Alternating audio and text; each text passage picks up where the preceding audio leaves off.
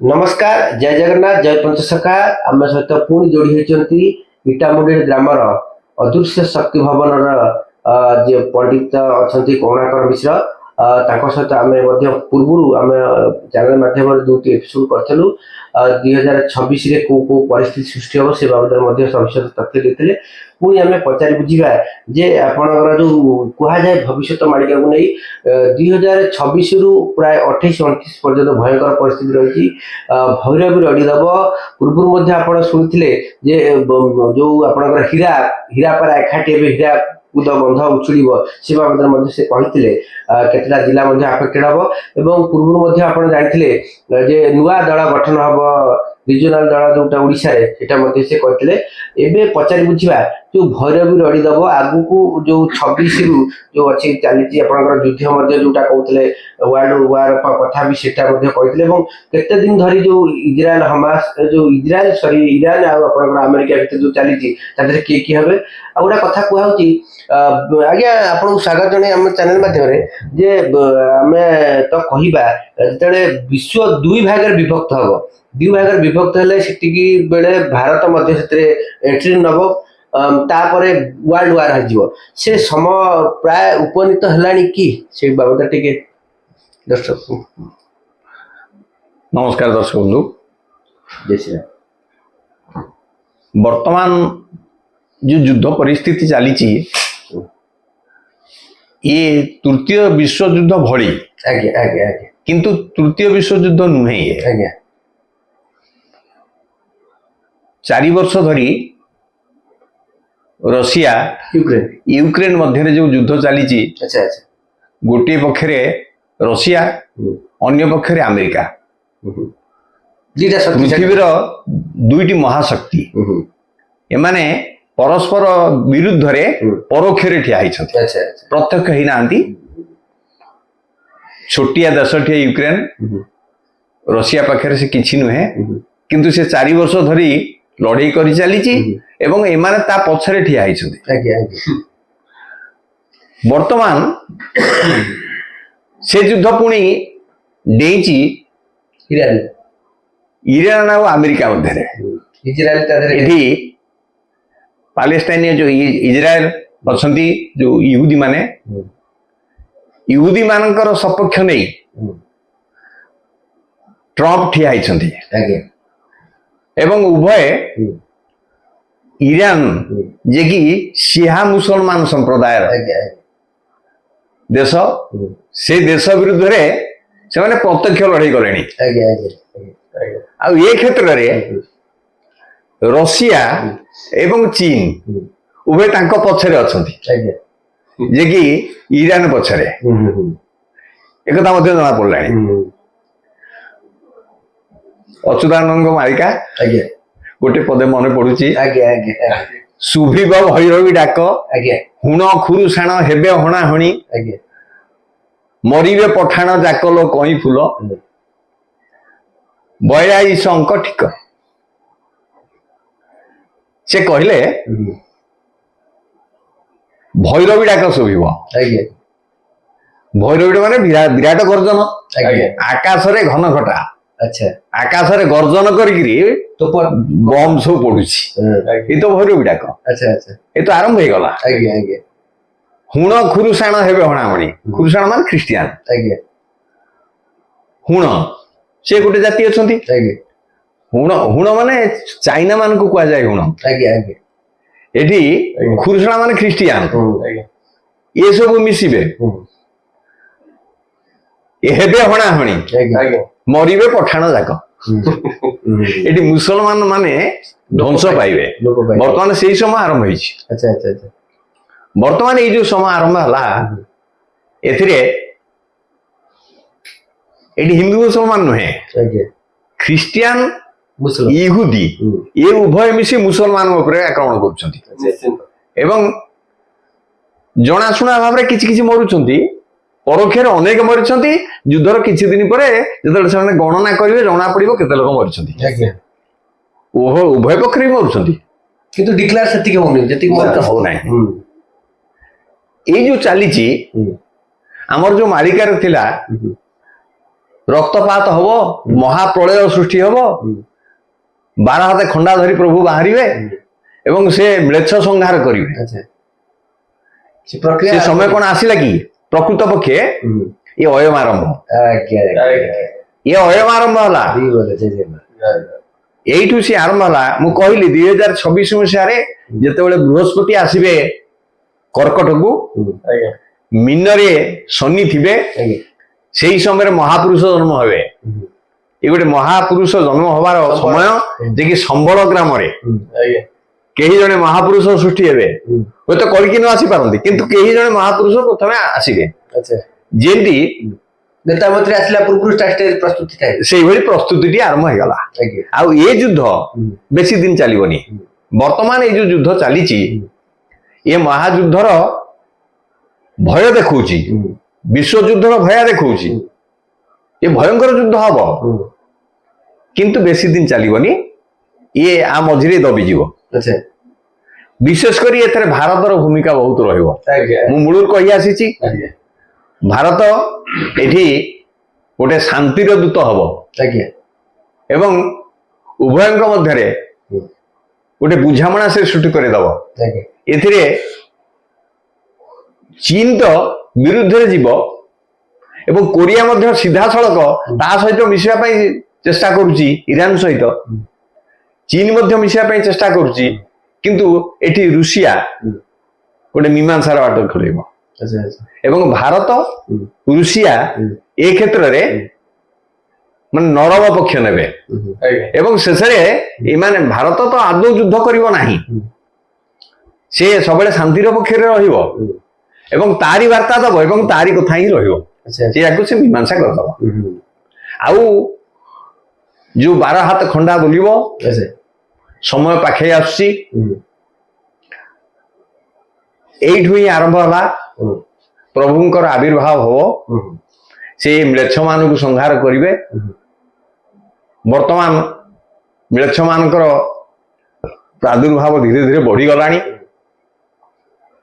ଯେତେବେଳେ ପୃଥିବୀକୁ ଦୁର୍ବିଷହ ହବ, ସେତେବେଳେ ସେ ପ୍ରଭୁଙ୍କୁ ଆଣିବେ। ଏବେ ବି ପୃଥିବୀ ସନ୍ତାପିତ ହଉଛି।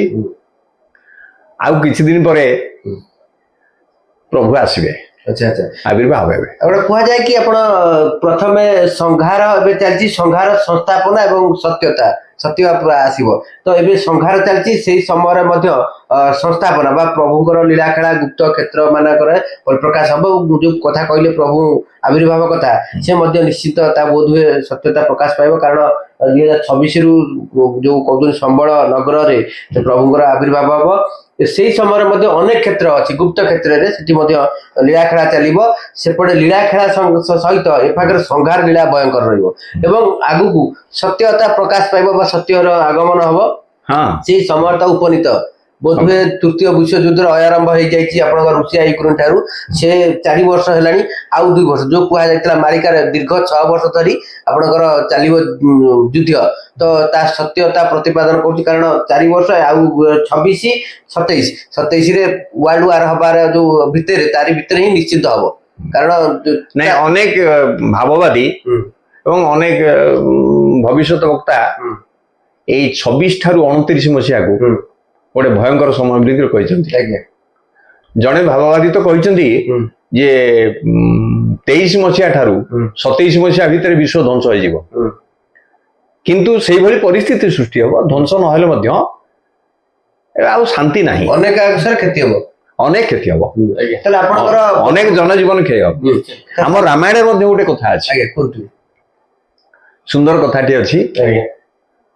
ପ୍ରଭୁ ଯେତେବେଳେ ଲଙ୍କା ବିଜୟ କରି ଅଯୋଧ୍ୟାକୁ ଫେରିଲେ, ଫେରୁଥିବା ସମୟରେ ସେ ଯେତେବେଳେ ଲଙ୍କା ନିକଟରେ ଆସି ଲଙ୍କା ପାରି ହେଲେ, ସମୁଦ୍ର ପାରି ହେଲେ, ଭାରତର ଅରଣ୍ୟ ଗୁଡିକ ପାରି ହେଲେ, ସେ ପୁଷ୍ପକ ବିମାନରେ ବସି ଆସୁଥାନ୍ତି, ସବୁ ଦେଖି ଦେଖି ଆସୁଥାନ୍ତି, ସୀତାଙ୍କୁ ମଧ୍ୟ ଦେଖି ଦଉଥାନ୍ତି। ଯେତେବେଳେ ସେ ଆସି ଅଯୋଧ୍ୟା ସୀମାରେ ପହଞ୍ଚିଲେ, ଦେଖିଲେ କିଛି ଲୋକ ପତାକା ଉଡେଇ ଏବଂ ଲୁଗା ହଲେଇ ତାଙ୍କୁ ସ୍ୱାଗତ କରୁଛନ୍ତି। ସେ କହିଲେ, ବିଭୀଷଣଙ୍କୁ କହିଲେ, ଏଇଠି ରଥକୁ ଅବତରଣ କରାଅ बोधे मोर प्रजामाई माने अपेक्षा करछन एठी आसी पहुंचंती मते स्वागत जणाउछंती मु तांको भेटिबी तापर रथ को अवतरण करेले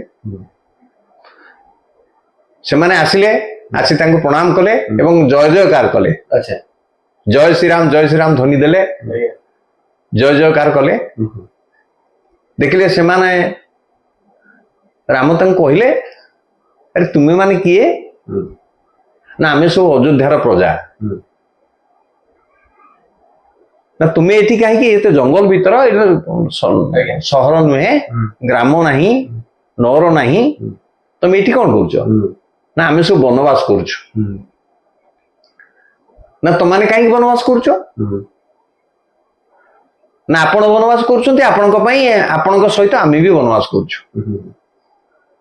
रामंकर मने पड़िला कहला अरे मु तुम तो कहितिली तुम सब फेरी जाओ तुम सब फेरी जाओ नगर को मु 14 वर्ष पर फेरी आसीबी तुम्हें माने काहे फेरलनी एठी काहे दुख पाउछ से माने कहिले आज्ञा आपण कहिथिले आपण मने पकांतु आपण कहिथिले हे मोर अयोध्यार प्रिय नर नारी गण अच्छा तुम्हें माने फेरी जाओ मु कथा दउची 14 वर्ष पर पुणी मु फेरी आसीबी अच्छा अच्छा किंतु आपण कहिथिले अयोध्यार नर नारी गण फेरी जिबा पई आज्ञा आमे नर नुहे कि नारी नुहे आमे सब हिंजड़ा जे कि बर्तमान जहाँ आमे किन्नर किन्नरी बिक्री कहछे आमे पुरुष नुहे कि स्त्री नुहे नर नुहे कि नारी नुहे आम पई किछि आपनकर आदेश नथिला एणु आमे सब जंगल रे रहिबुलु सेमाने सब अयोध्या को फेरी गले राम बहुत दुख कले अरे ये निरीह लोक गुड़ाक जार मले कहीं कांदीबा को नहीं आग को नहीं कि पछु को नहीं सुख नहीं जहाँ जीवन रे से माने अଯଥାରେ मो पे एते गुडा दुख पाइले एणु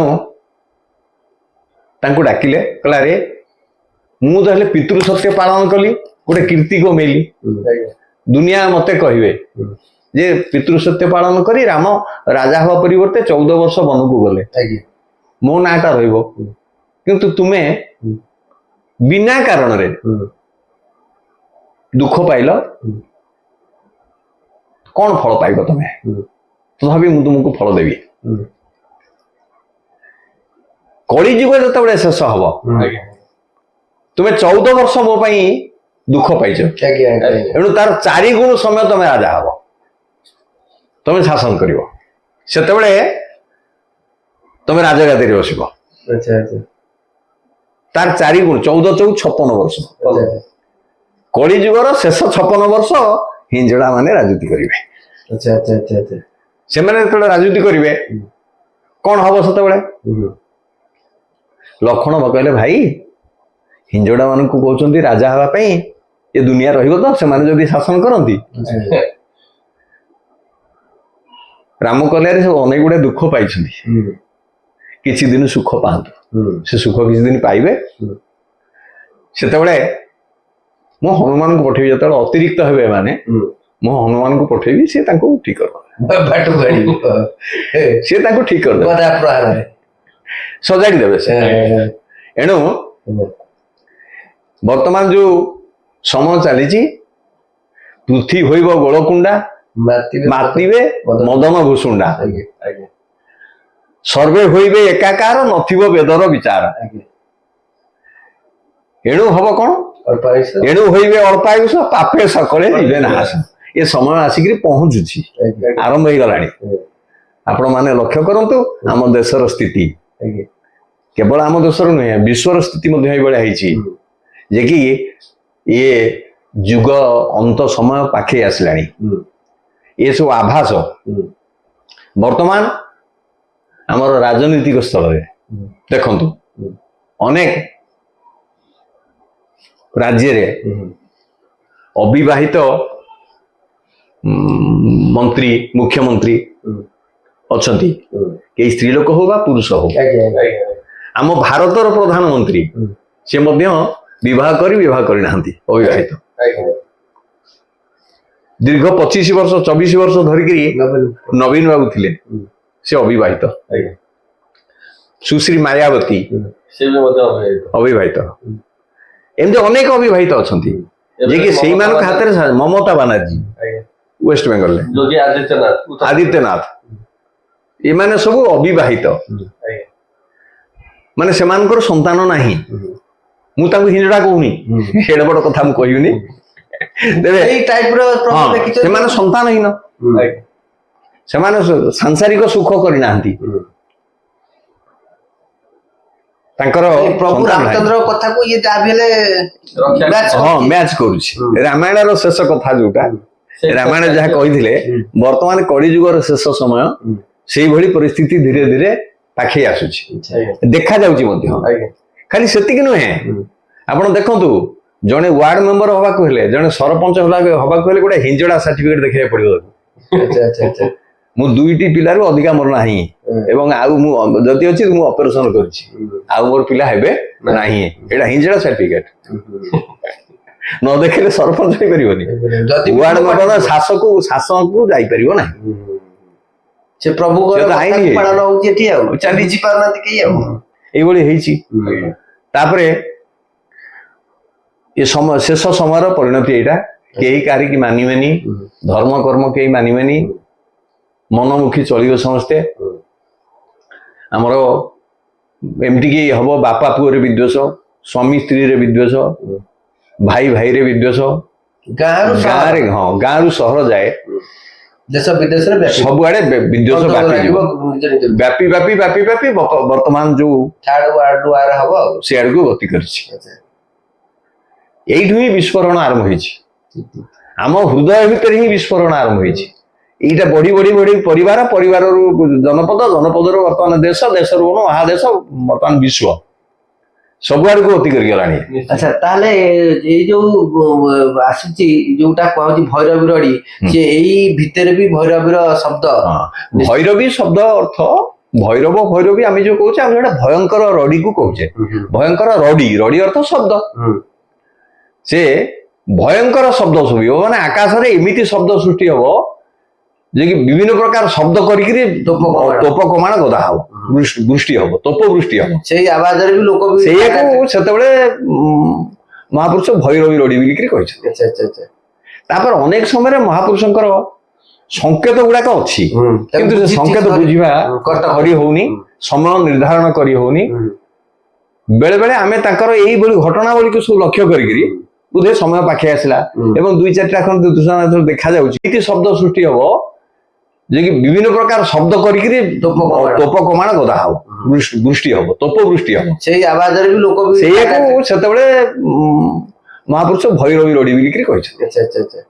ତାପରେ ଅନେକ ସମୟରେ ମହାପୁରୁଷଙ୍କର ସଂକେତ ଗୁଡାକ ଅଛି, କିନ୍ତୁ ସେ ସଂକେତ ବୁଝିବା କରି ହଉନି, ସମୟ ନିର୍ଦ୍ଧାରଣ କରି ହଉନି। ବେଳେ ବେଳେ ଆମେ ତାଙ୍କର ଏଇଭଳି ଘଟଣାବଳୀକୁ ସବୁ ଲକ୍ଷ୍ୟ କରିକିରି ବୋଧେ ସମୟ ପାଖେଇ ଆସିଲା, ଏବଂ 2-4ଟା ଖଣ୍ଡ ଦେଖାଯାଉଛି, ସବୁ ମିଶି ଯାଉଛି, ସମୟ ପାଖେଇ ଆସିଲା ବୋଲିକି ଆମେ କହୁଛେ, ସଂକେତ ବୋଲି ପୂର୍ବାଭାସ କହୁଛେ। ଆଉ ଜ୍ୟୋତିଷ ଶାସ୍ତ୍ରରେ, ଜ୍ୟୋତିଷ ଶାସ୍ତ୍ର କିନ୍ତୁ କହେ କଳିର ପରମାୟୁ ଅନେକ, କିନ୍ତୁ ଏବେ ସୁଦ୍ଧା 4,32,000, କିନ୍ତୁ ଆମେ ଆମର ବର୍ତ୍ତମାନ ଅଛି କଳି ଯୁଗର ମତେ 5,000 ବର୍ଷ ଯାଇଛି। କଳୁ 10 ସହସ୍ରାଣୀ ବିଷ୍ଣୁ ତେଜନ୍ତି ମେଦିନୀ, କଳି ଯୁଗରେ 10,000 ବର୍ଷ ବିଷ୍ଣୁ ରହିବେ। ତଦର୍ଦ୍ଧଂ ଜାହ୍ନବୀ ଗଙ୍ଗା, 5,000 ବର୍ଷ ପର୍ଯ୍ୟନ୍ତ ଗଙ୍ଗା ରହିବ, ଗଙ୍ଗାର ପବିତ୍ରତା ରହିବ। ତଦର୍ଦ୍ଧଂ ଗ୍ରାମ ଦେବତୀ, ତାର ଅଧା 2,500 ବର୍ଷ ପର୍ଯ୍ୟନ୍ତ ଗ୍ରାମ ଦେବତୀ ରହିବେ, ତାପରେ ସେମାନେ ସବୁ ନିଷ୍କ୍ରିୟ ହେଇଯିବେ, ଏମାନଙ୍କର ଶକ୍ତି ଆଉ କାମ କରିବନି ସେଠି। ଯେତେବେଳେ ଇଏ ସବୁ ନିଷ୍କ୍ରିୟ ହେଇଯିବ, ଧର୍ମ କର୍ମ କେହି ମାନିବେନି, ପୃଥିବୀରୁ ଧର୍ମଂ ସଂକୁଚିତମ ତପୋ ବିରହିତମ ସତ୍ୟଂ ଚ ଦୁରଙ୍ଗତମ, ଧର୍ମ ସଂକୁଚିତ ହେଇଯିବ, କେହି ତପସ୍ୟା କରିବେନି, ସତ୍ୟ କୁଆଡେ ଚାଲିଯିବ, ସମସ୍ତେ ଅସତ୍ୟ ପଥରେ ଯିବେ, କେମିତି ଅସତ୍ୟ କହିକିରି କିଛି ଧନ ଉପାର୍ଜନ କରିବେ ଏଥିରେ ଲାଗିବେ। ଭାର୍ଯ୍ୟା ଭର୍ତ୍ତୃ ବିରୋଧିନୀ ପରରତା, ନାରୀ ବସା ମାନବା, ସ୍ୱାମୀ ସ୍ତ୍ରୀ ଭିତରେ ବିବାଦ ସୃଷ୍ଟି ହବ, ସ୍ତ୍ରୀ ମାନେ ପରରତ ହେବେ, ନାରୀ ବସା ମାନବା, ନିର୍ବୀର୍ଯ୍ୟା ପୃଥିବୀ ନିରୌଷଧି ରସା ନିଚା ମହତ୍ୱଙ୍ଗତା। ନିରୌଷଧି ରସା, ଔଷଧୀୟ ଗଛ ମାନଙ୍କରେ ଔଷଧୀୟ ଗୁଣ ଆଉ ରହିବନି। ନିର୍ବୀର୍ଯ୍ୟା ପୃଥିବୀ, ପୃଥିବୀ ବୀର୍ଯ୍ୟହୀନ ହେଇଯିବ, ସାର ମସଲା ନଦେଲେ ଫସଲ ଫଳିବନି। ନିଚା ମହତ୍ୱଙ୍ଗତା, ଯେ ଅତି ନିଚ ଲୋକ ସେ ଉପରକୁ ଉଠିଯିବ। ଆଜ୍ଞା ଆଜ୍ଞା। ହା କଷ୍ଟଂ ଖଳୁ ବର୍ତ୍ତତେ କଳିଯୁଗେ ଧନ୍ୟ ଯୋଉ ନରାମୃତା। ଏ କଳିଯୁଗରେ କି କଷ୍ଟ, ଯୋଉ ଲୋକ ମରି ଯାଉଛି ସେ ତରି ଯାଉଛି, କିନ୍ତୁ ବଡ କଥା ମରି ବି ପାରିବନି, କାରଣ ଏମିତି ଭେଜାଲ ଯୁଗ ଯେ ଆମେ ବିଷ ଖାଇବା ମରିବା ପାଇଁ, ସେ ବିଷ ବି ଭେଜାଲ। ମରିବନି ଲୋକ, ପୁଳାଏ କଷ୍ଟ ପାଇବ। ଏଣୁ ଯୋଉ ଲୋକ ମରି ଯାଉଛି ସେ ତରି ଯାଉଛି, ଏ କଥା କୁହାଯାଇଛି। ଆମେ ପରିସ୍ଥିତି ରହିଛି, ଏଇଭଳି ପରିସ୍ଥିତି ଚାଲିଛି, ଆମେ ସମସ୍ତେ ସତର୍କ ରହିବା। ସେଥିପାଇଁ କୁହାଯାଇଛି ଆଲୋ ସଖୀ ଆପଣା ମହତ ଆପେ ରଖି। ଆମେ ନିଜକୁ ନିଜେ ଜଗିକି ଚଳିବା, ଯେତେ ସଂଯମ ହେଇ ରହିବା, ଯେତେ ନରମ ହେଇକି ରହିବା, ଆମେ ସେତେ ଭଲରେ ରହିପାରିବା। କାହାରି ସାଙ୍ଗରେ ବଢିବା ଦରକାର ନାହିଁ, କିନ୍ତୁ ସେଇ ଭଗବାନଙ୍କୁ ଡାକିବା, ହେ ପ୍ରଭୁ ମତେ ସଦ୍ବୁଦ୍ଧି ଦିଅ, ମୋ ପରିବାରକୁ ସଦ୍ବୁଦ୍ଧି ଦିଅ, ଏ ଲୋକମାନଙ୍କୁ ସଦ୍ବୁଦ୍ଧି ଦିଅ, ସମସ୍ତେ ଆନନ୍ଦରେ ରୁହନ୍ତୁ, ସମସ୍ତେ ସମସ୍ତଙ୍କୁ ନିଜର ବୋଲି ମନେ କରନ୍ତୁ। ଜୟ ଶ୍ରୀ ଜୟ ଜୟ ଜଗନ୍ନାଥ, ଜୟ ଶ୍ରୀ